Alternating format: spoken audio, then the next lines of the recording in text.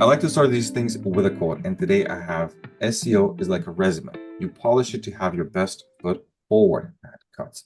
And today with me I have Nicholle Stacey, and she's the co-founder of Altitude B2B, a consulting firm that helps businesses with various fractional marketing services such as search engine optimization, content creation, and overall marketing strategies. She uses her analytical thinking, problem-solving skills, and creativity to provide custom solutions to help drive organic traffic that ultimately converts and increases sales. And I feel like she's the right person to talk to us about polishing that resume that we now know as SEO.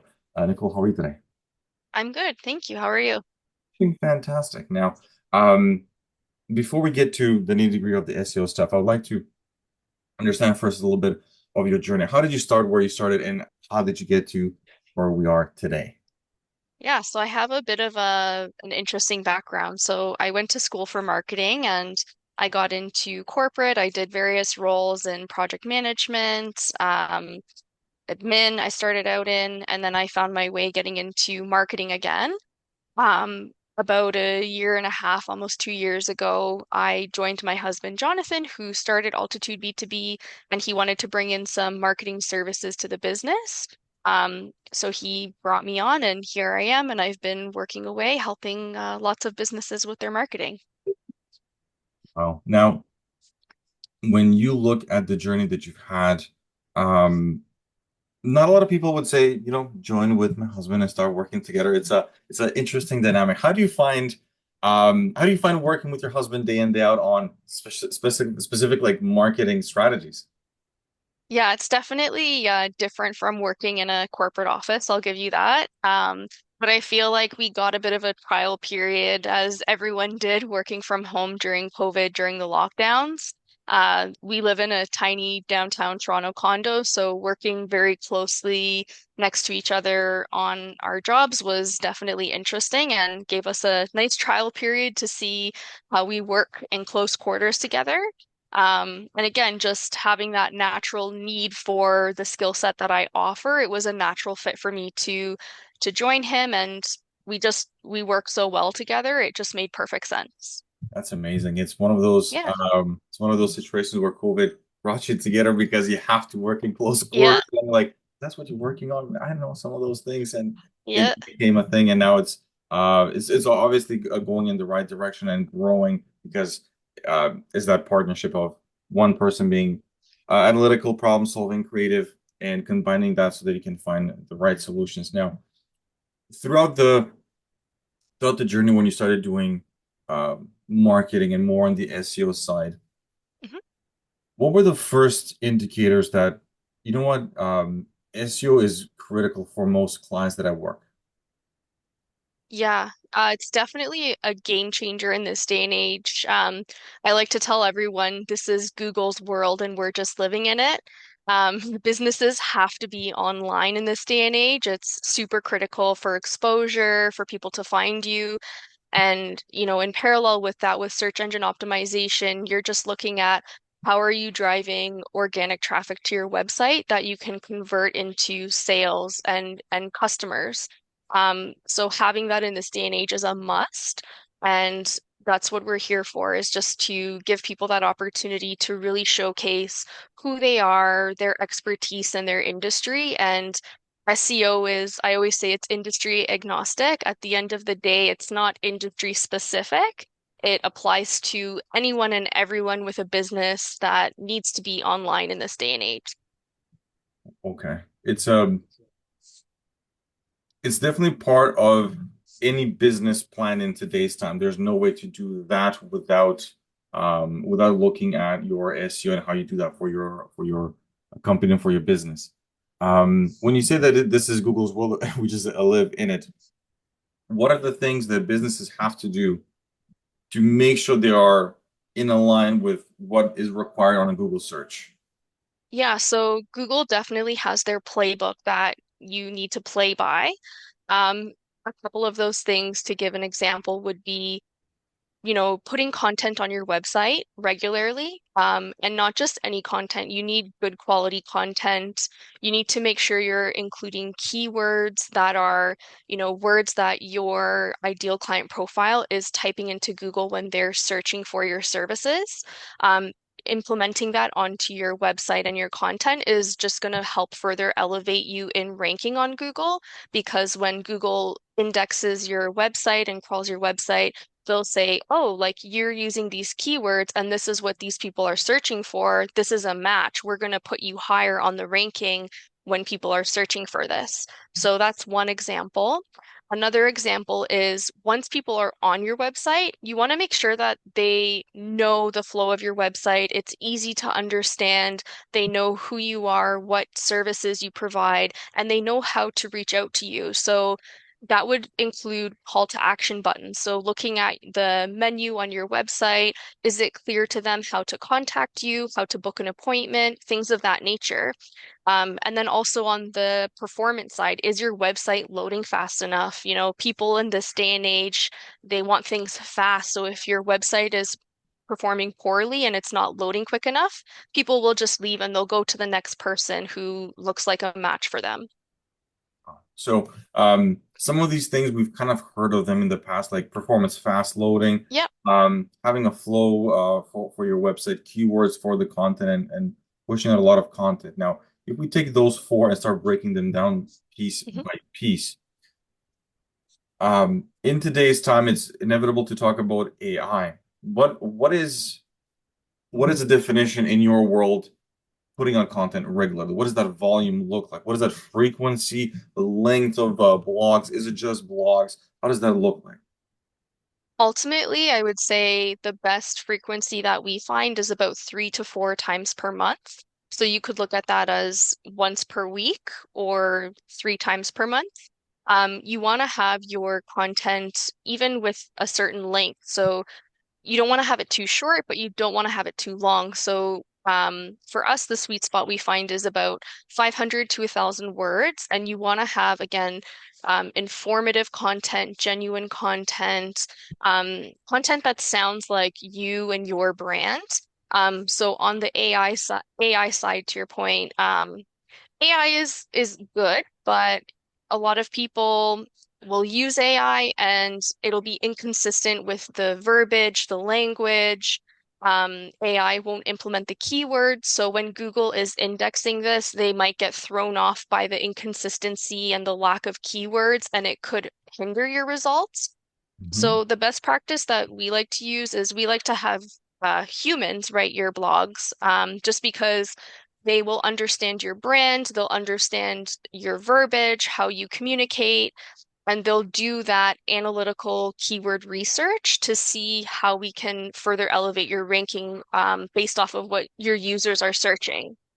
It's very true to the point that you made because um, I've seen people that, for example, my wife has a business, she does nails.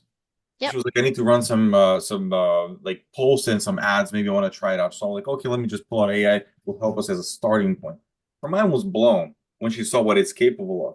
But the moment Yeah. you start going sentence by sentence, analyzing it, you're like, there's nothing here, just a lot of fluff. It doesn't give why, how, it doesn't show me the specifics of why this is good for whatever like it's just very good fluff. Yeah.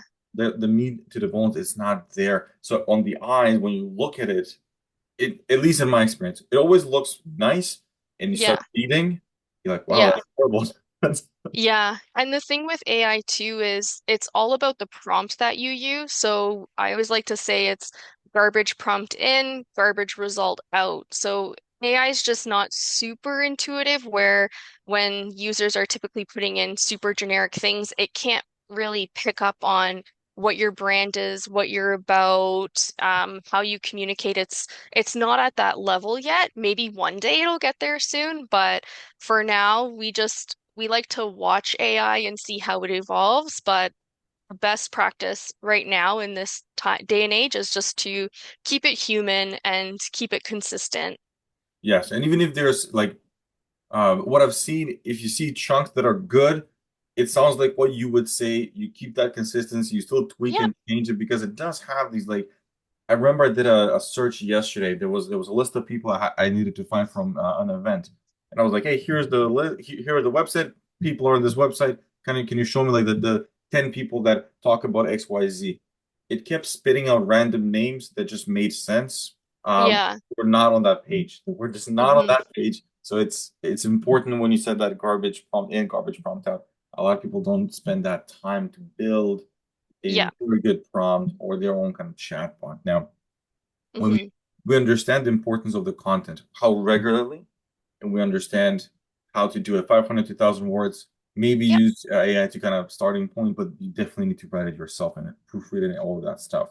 When it comes to the keywords, um, people know that.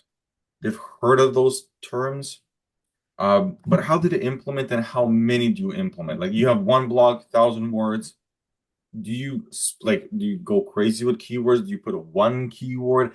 How does Yeah. that the keyword stuff works on a blog? There's definitely a sweet spot. With Google, you don't want to go crazy with keywords, just throwing them in everywhere because that's actually something called keyword stuffing, which Google will derank you for. They'll see it as spammy, they'll see it as there's in SEO, there's called white hat SEO, which is doing good practices, and then there's black hat SEO, which is bad practices. That would be categorized as a black hat SEO practice, and it'll derank you.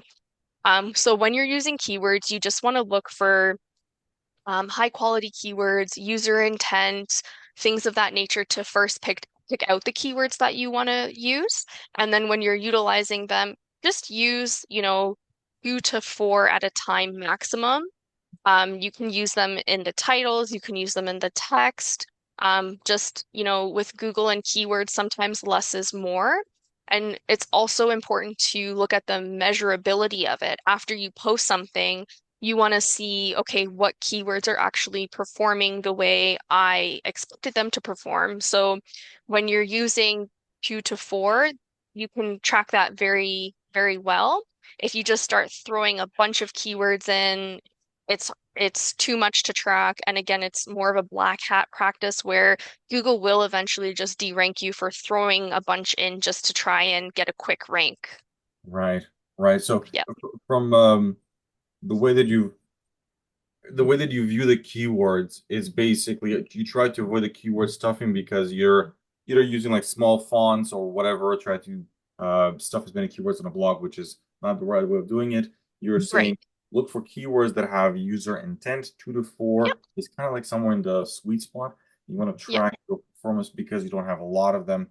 You Hmm. have you can track them. Now, when it comes to tracking, um, how long does it take for any data to start to show so that you can see that you have traction in the right direction? Yeah. So with SEO in all practices, it is a bit of a, a, a longer time. Typically, we say when you do these practices and you're, writing your blogs every 3 to 4 weeks, once a week, I should say, um, you'll see progress over 2 to 3 months. SEO isn't like an instant gratification just because Google has to take the time to index your website, look for that new content. So typically you'll see some progress in a shorter term, but if you're looking for that more drastic progress, that's where, minimum 2 to 3 months is that time when you'll start to see that positive impact in a more stronger way. Right, more tangible. You can see that Yes. this is what Yeah. you're trying to do. These are the keywords you're going for. It takes around 2 to 3 months to start seeing that kind of Yep. traction building in that direction. Now, um, when we're doing so, we know our content, the length of it. We understand what is the right way of doing it. Uh, we got to the point where we know our keywords. We probably have some sort of a tracking system. Hmm. I know Google Search Console. That's like the one that is from Google is the easiest one to look at everything for free. You don't need to pay for anything. It's there. It's available. We go to the kind of close to the final step, which is the flow of the website and the user experience and all that jazz. Um, what are some of the biggest mistakes that people still do today when it comes to flow of the website? I would say some of the top things I see is just poor website layout. That can just simply be where is your menu? Where is your call to action? Sometimes it's as simple as just placement of the button. It could be the coloring. Like sometimes people have a button where the color does not pop off of the background, so it's easy to look over. Some other issues could be when you land on the home page, it's not clear to me what do you do? Like, do you actually resolve the issue that I'm looking to resolve?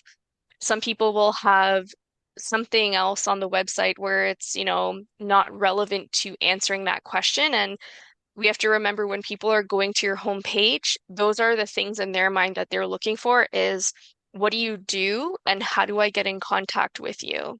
Those are the two main things that should be prioritized and should stand out.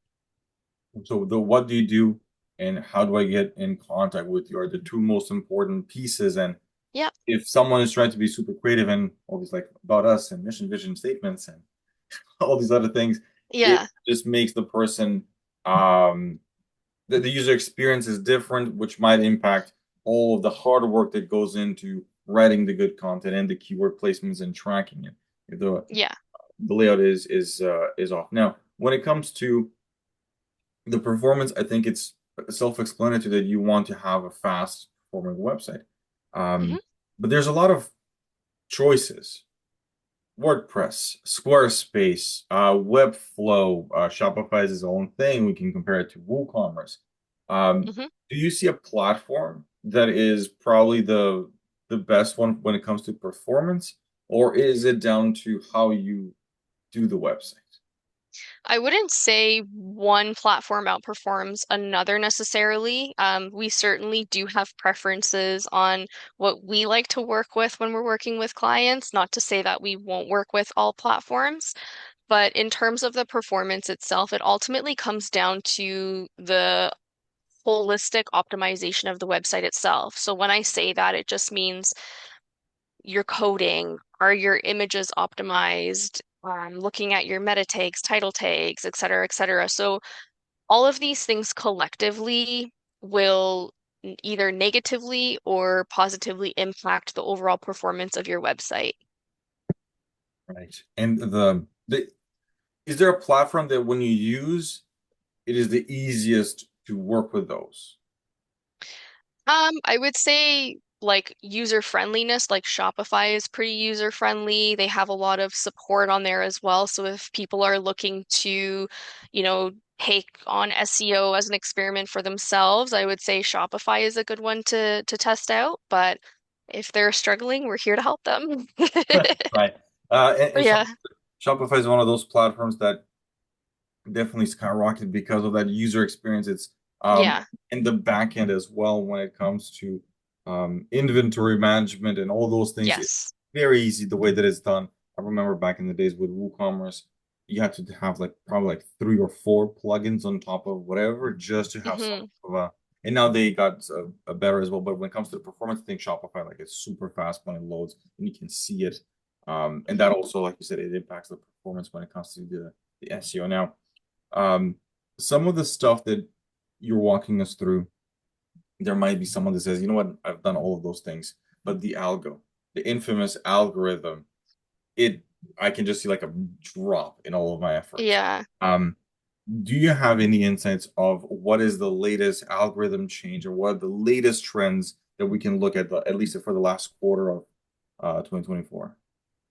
Yeah, I mean, they're ever changing. I would just say the best thing to do is just look online, keep up to date with the changes that Google makes. And it just goes back to what I said, where it's Google's world and we're living in it. Sometimes that means based on a change that they make, you might need to go back into your site and make a few tweaks on some content. So just definitely keeping up to date with those changes that they're making and being proactive about making sure your website is in alignment with those changes rather than being reactive, because you definitely want to keep ahead of the game and make sure you're keeping up to date and in line with what Google has as their playbook. Right. And Yeah. do you know if when we're looking at the changes of the algorithm, do you know if there is a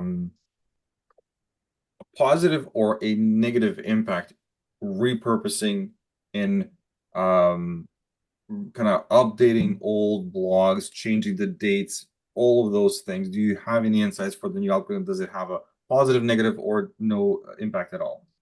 So when you're looking specifically at content, for example, you can definitely retweak some of the keywords you might have in a blog post, and Google will re-index that. So by, repurposing previous blogs, you can still have positive impact. And on the flip side, if you're making a change that maybe Google sees as a negative, you can also have a negative impact. So you just have to be very mindful of how you're repurposing content and, make sure that the update that you're using on that existing content is more than likely to have a positive impact based on what you're doing and how Google indexes that. Right. It feels like you're saying you can tweak and Yeah, repurpose, but you can don't tweak leave it. things for sure. Yeah, Yep.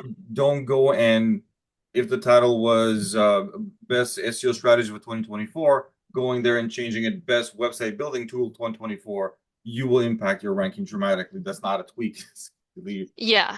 Yeah. Okay. There's definitely a strategy behind it, some thinking and some work that needs to be done in terms of how you go about it, what you actually do, and then of course you want to monitor it to make sure that your impact that you're anticipating a positive impact for actually materializes. Got it.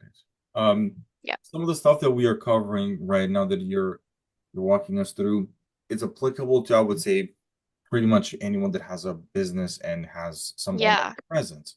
Um, do you have do you approach it differently if you have a local business versus a purely online informative or an online store when it comes to the SEO strategies? Definitely. So if someone is a local business and they're looking to outrank other local businesses, this is where we focus primarily only on local SEO.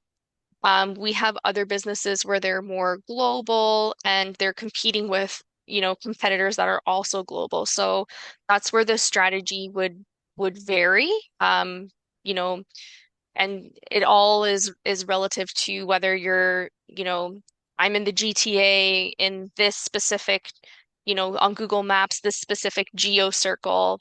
Mhm. You can outrank a strategy where you're outranking people within that specific geo circle.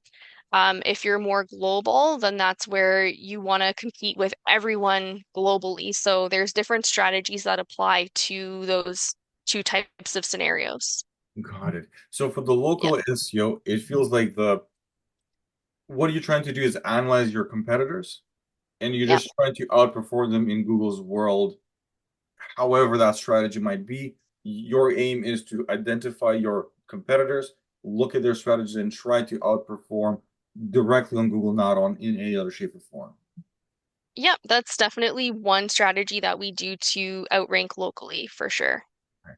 When it comes to local, I think Hmm. a lot of people have heard about this signals. So they would say you need to have on 411, you need to have a Yelp page of a Square, whatever.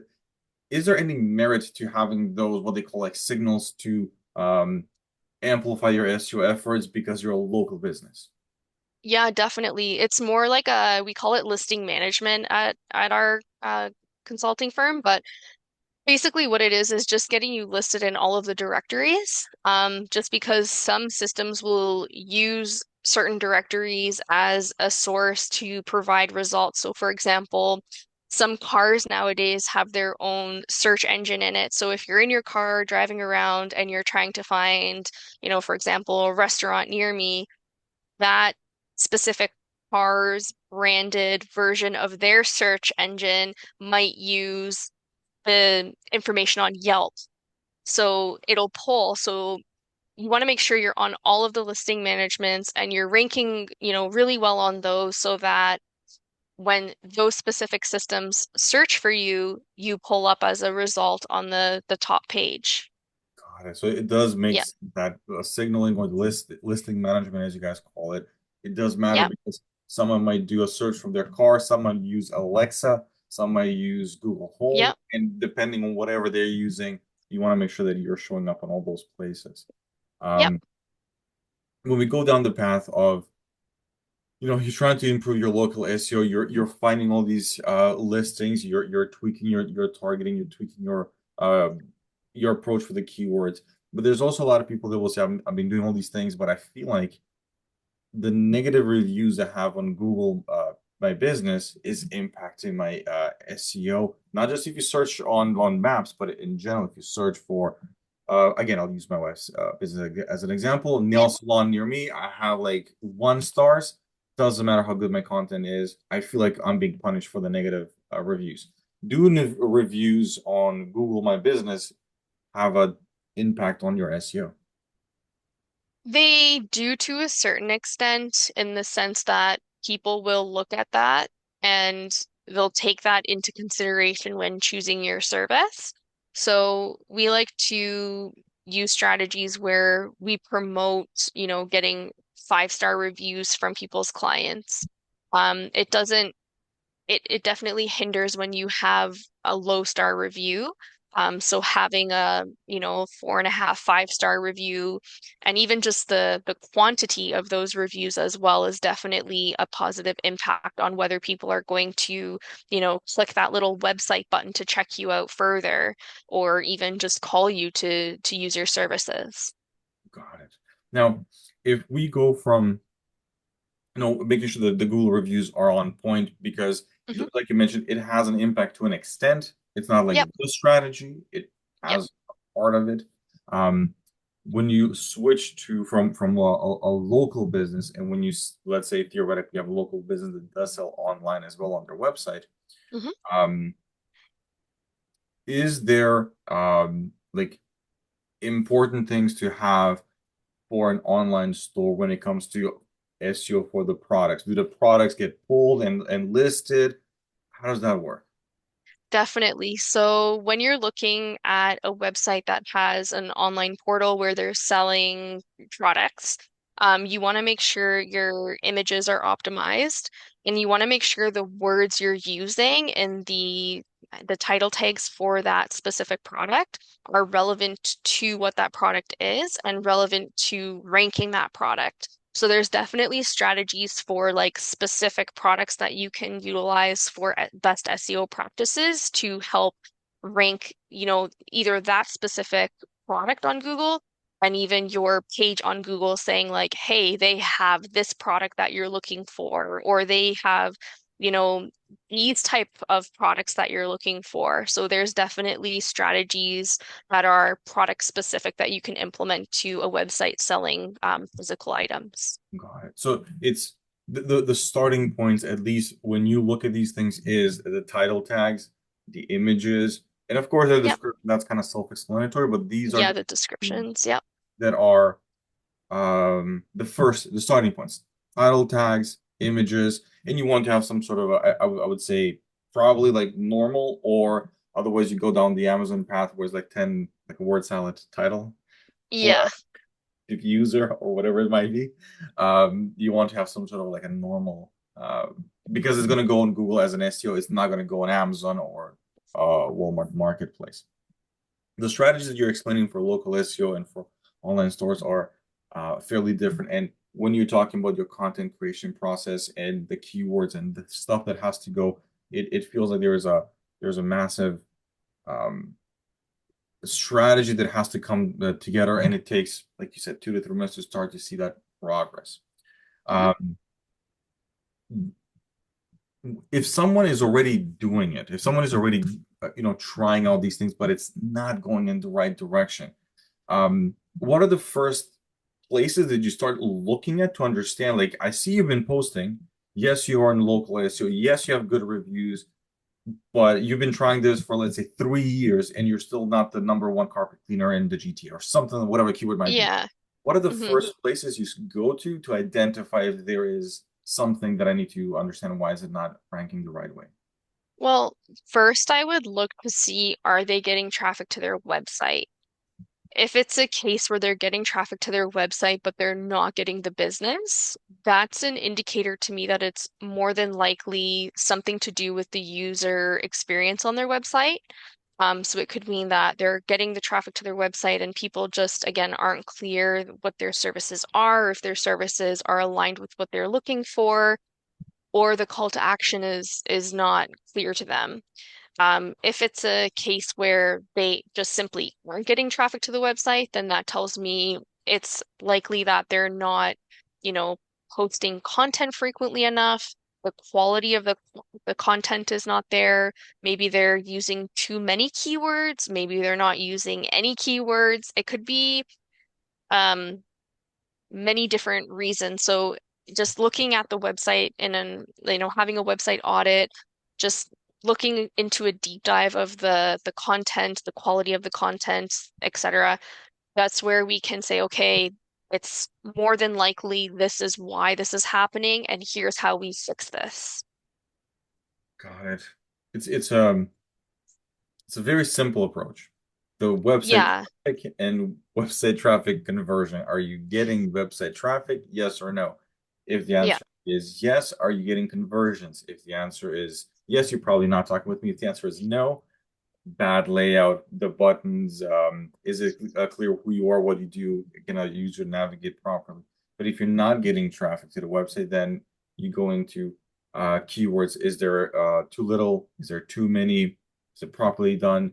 The quality of the content, is it just all like AI, and yeah, Google yeah, punishing you for all of that. You're basically starting your diagnostics, if you will, from exactly. are you getting traffic? Yes or no? Are you getting conversions from traffic? Yes or no? And that is my starting point. I can move forward after that fact. Yep.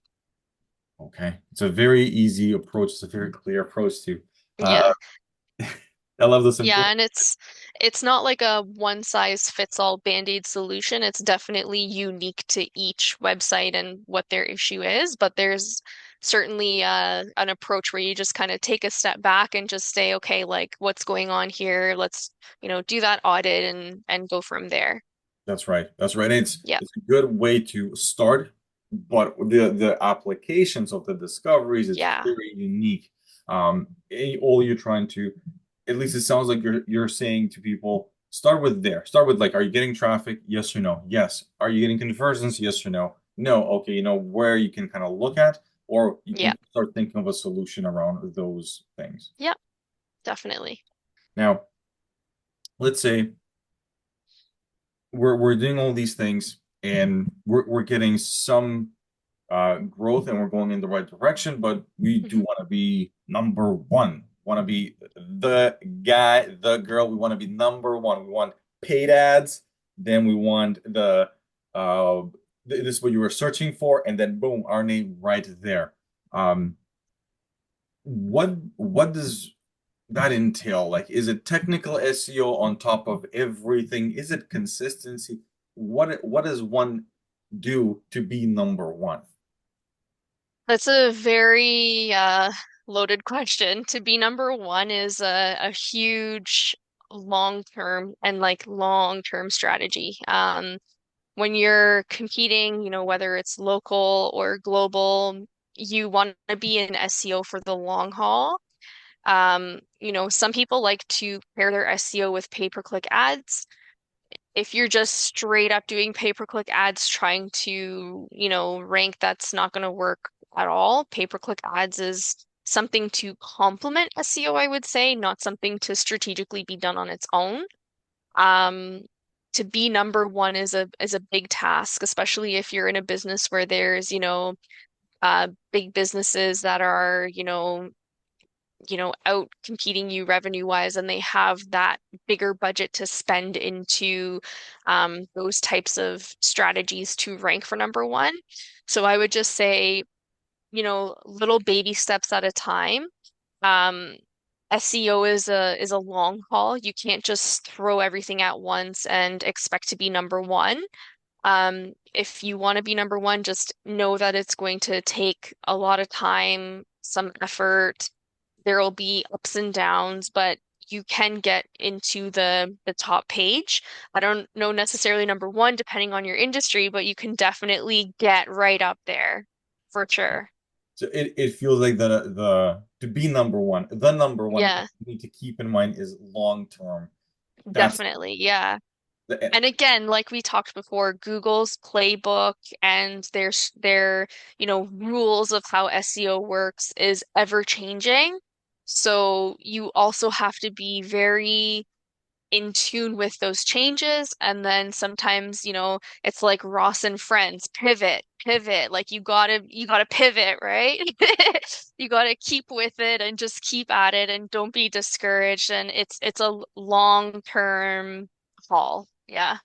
It's definitely. I think when you're saying it's a long-term game, long-term haul, that's what that entails. Yeah. Like in tune with the changes, consistently posting, looking at Yep. your all of those things, combine them together. That's what that means. Just doing it for a very, very long time. And I think that's something that we do see every day. You would search for something and a company pops up and you open the website like, my goodness, these guys are ancient.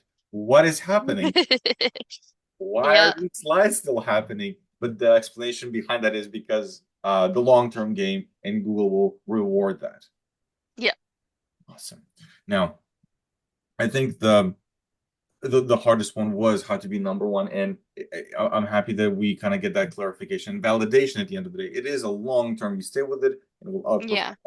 outperform your other methods. Now, if if someone compares um, if someone compares paid ads for Google, specifically Google search, let's say Google search, because displays is very different. They're saying, look, Nicole, I have paid ads, and you're suggesting this SEO long term. I'm not going to see any ROI for God knows how long. You can't even promise any of these things. But with this paid ads, I'm getting some results quick, fast. I've been doing it for a long time. Why should I take a portion of my budget, or why should I even consider SEO when paid ads has been doing fairly well for me for the past 6 months to a year? Yeah. I would say you want to look at your return on investment in the long run. So again, paid ads paired with SEO is great if you want to do that, but doing paid ads solely alone, it's very cost heavy. And the thing with paid ads is your ads will show up, sure, but they're not necessarily going to show up to those users who are intending to look for your services. It'll just show up anywhere. And, when one person clicks it, you have to pay for their click. Just because they go to your website, they're not necessarily going to convert. So it's a numbers game where you're throwing money into it, hoping that you match with someone who's looking for your services, that they click to your website, and then they actually convert to a customer. So it's very cost heavy. One thing to also consider too is there's a lot of bots out there that will, click your ad as well. So you're paying for bots also. Where with SEO, yes, it's a little bit of a longer term investment. Um, the thing with SEO is once you stop, you can still rank. With Google Ads, say you're like, I'm tapped out of budget, I can't do this anymore. Once you stop, there's nothing sustaining or going with you down the line, so to speak. With SEO, you're making sure you're ranking, your website is running good, you're getting that organic traffic again of people who are looking for your services. So you're getting people there that want your stuff, and then it's just a continual battle. If you have to pause on SEO for any reason, whatever you've implemented on your site as best practices for SEO, it'll sustain you for quite a bit of time down the line, even though you've stopped. So strategically speaking, I know I'm biased, but SEO is a better investment for your business and a better return on investment. And I feel like from the the points that you were listing as you were listing, that was going through them, and I think the one that stood out at least to me the most is if you stop your PPC, it's done. Maybe you've done some Yeah. email, some lead magnets, maybe you've collected some emails, but once it's stopped, it's done. That's it. Yeah. And SEO, even if you start working now and you've been doing it for let's say 2, 3 years and you stop for 3 or 6 months, it doesn't just stop. It still goes. You will have diminishing returns because you're not doing anything. But Yeah. with PPC, you stop, it goes to zero the next day. And this one doesn't stop. And we do see that in the searches every day. So from your perspective, even though it's a biased one, you're saying you can just look at that, just that one thing. What you do Yeah. doesn't stop, it continues, it compounds. Yeah. And there's a stat somewhere, I don't remember it off the top of my head, but it's a certain percentage. It's a very small percentage. I think it was 5% or less, that if they find your site through Google Ads, 5% or less will actually click a call to action button. So it's just a huge numbers game where you have to spend so much just to get those specific individuals who will actually click a call to action on your website when you're using paid ads. Right, right. Yeah. If it's like searching for Nike shoes, saw great. I'm on the Nike website. I saw Nike shoes. This is like a slam dunk. It's easy thing. But if you're doing Hmm. any other service, law practice, chiropractor, you search for that and you get it through paid ads. That click call, you don't know where it will go because it's through an ad. You're hoping there will be a person, not a voicemail or something. Yeah, If you were searching for them and you found their website, like I know that's the person because I searched for them. I can see who they are. Higher chances of taking the action, even though it will be a lot less people doing it because of the organic traffic. definitely. Fantastic. Well, Nicole, this is fantastic stuff, and I learned so much, especially the last piece, though the SEO stays with you and you can keep carrying it as opposed to paid ads, where it just like stops right away. If people want to get a hold of you and work with Yeah. you, how did I do that? Yeah, they can find me on LinkedIn. I also have our website, altitudeb2b.com. They can book a call through there. Yeah, LinkedIn is probably the best, or my email, Nicholle@altitudeb2b.com. Fantastic, Nicole. Thank you so much for this. SEO is a long-term game, but whoever doesn't start it, they never rank. So you do need to do Yeah, this. It's just a matter yeah, of having the right strategy, starting the journey, because it's definitely one that I know for sure that I've seen for myself. It does work. You just don't expect the result. yeah, It does work. yeah, it does. Fantastic, Nicole. Thank you so much. And we'll catch you in the next one. Yeah, thank you for having me.